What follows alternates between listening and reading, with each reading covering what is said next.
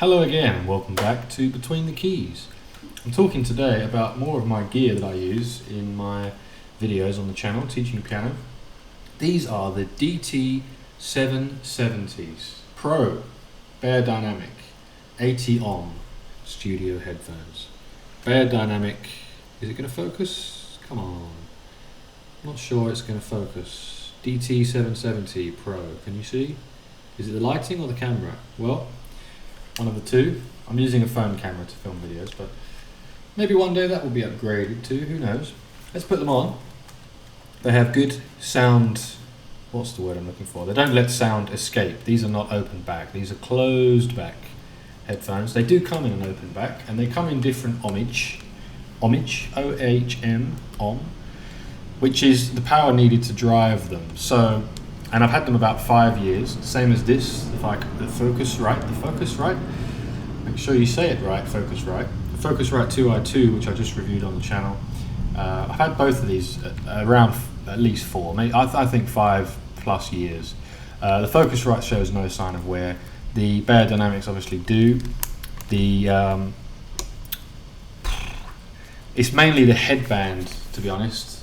I don't know if you can really see, but it's all frayed and all this is coming off, and sometimes little bits of it go on my head and I just throw it off, and I've peeled a lot of it off because it's stopped it from actually healing as much onto my face when I'm actually using them, and it doesn't really bother me. I mean, it's just plastic here that's just coming off in little pieces. But apart from that, apparently the singer in my old band told me that all the pieces on these headphones are replaceable.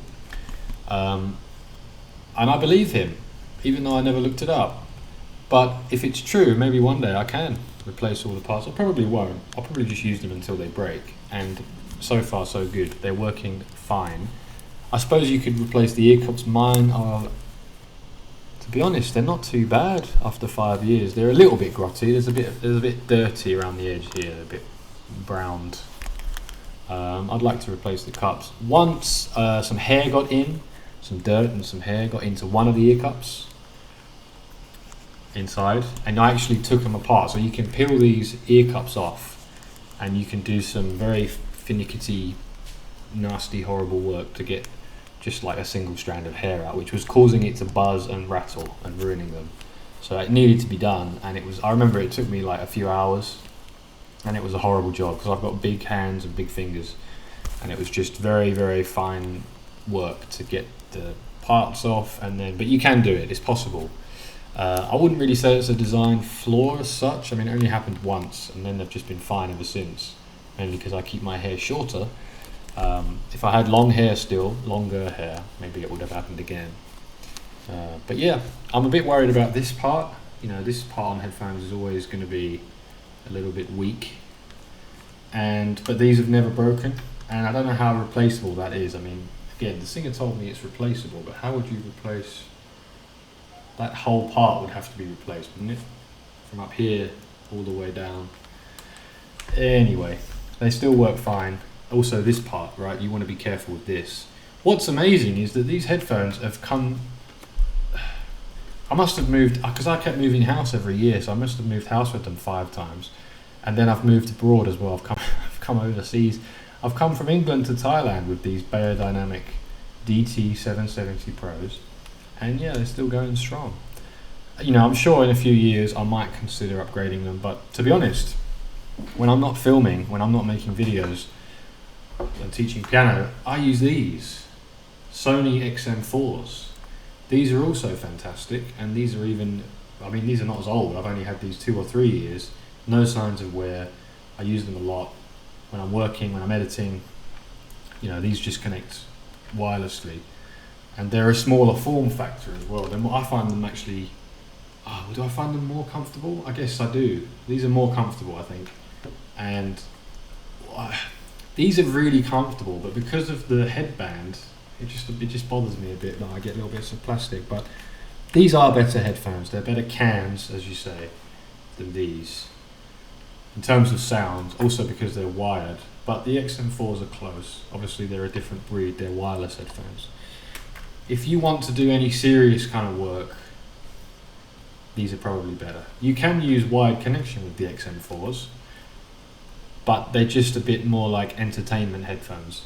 You know, if you want studio headphones and you're doing music, probably you should go for something serious like the Beyerdynamics. And I think the design has changed, just like the Focusrite 2i2, as I mentioned earlier, which has gone through several iterations over the years. It seems like now these have got a smaller form factor, and the cups, the ear cups, seem to be smaller and thicker. Well, smaller in terms of size, but also bigger in terms of like outwardly. They sort of look smaller, but also chunkier. It's weird, it's hard to explain, but I've seen them online, they do look different. I think they've done that to maybe stop the stuff getting in the cups, the hair and dirt and stuff.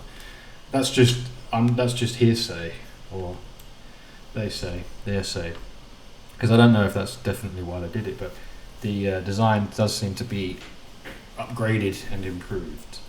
And they're still about the same price. Everything that I own on this desk is similar priced to when I bought it years ago, which means it must be good stuff, including this mic.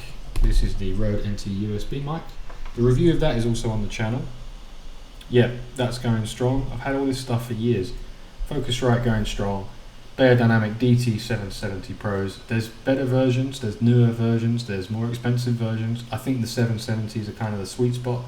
I normally go for sort of the mid-range. I don't go for like the most top of the range. 80 ohm as well is sort of in the middle. Any smaller than that, and you can run it on a mobile phone, but you can't run it. No, yeah, you can run it on a phone. Like you could use them to listen to, but then you know they're not going to have enough power. They're going to be powered easily enough, I should say. So I think the 80 ohms are the good ones, but then maybe the top of the range ones, the whatever the bigger ohmage is above that, if you're going to use a preamp to power them. But that's not something I want to do. So yeah, look into the ohmage as well. Look it up. I think they're great. They sound really good, and I recommend them. Along with all the stuff I'm using, this Roland FP-30X, that video is up, the review of the piano I'm using, and it's doing really well for some reason, so that's my top video.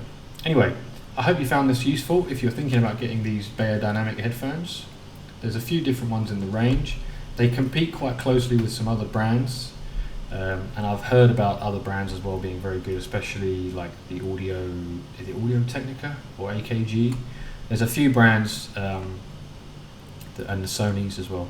There's obviously a few different brands you can look into, but I think the Beyerdynamics are a German brand and pretty solid, heavy duty. They've moved house, they've moved countries, 5 years, still going. So yeah, check them out. Like and subscribe if you enjoyed the video. I'll put links to all the stuff that I use in the description in terms of finding it on Amazon. If you want to buy them there, you'll be supporting the channel. I'll get a small cut, you know, the Amazon affiliates, you know, kind of stuff. So if you do want to get some, so yeah, check them out, and I'll see you in the next video. Let me know what songs you want to learn, and I'll get to it. See you there.